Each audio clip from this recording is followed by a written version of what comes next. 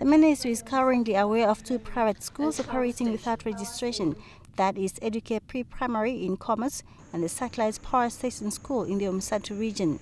Following the ministry's intervention, the 2 schools were ordered to close down until they follow the registration process and procedures. But we also find that people establish a school knowing that they need to follow the registration process, but hoping the government would condone and hoping the government would just, in the end, for the sake of the children, make a decision to keep the schools intact, and that we will not settle for.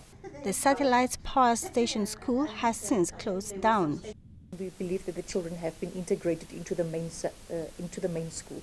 What happens is that the Education Act does not make provision for satellite private schools.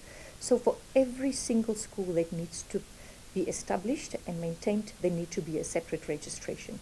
And in this case, the school did not want to comply with that request. But Educare refused to adhere.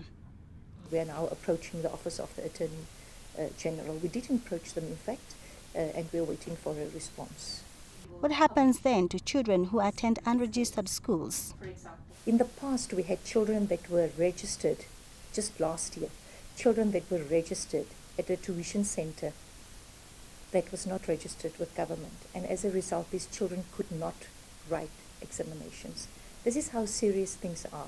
If parents do not do due diligence, if parents do not take the time to research and ask for a specific registration certificate, then we sit with the problem that our decision cannot be overruled for children then to be integrated and write an examination if they have not been registered on time, which means a child loses out on 1 year of schooling. While acknowledging the role private schools play in the education sector, the ministry has urged parents to make sure that children are enrolled only at registered schools to avoid disappointment. The ministry has in total 1,790 schools, of which 129 are registered private schools.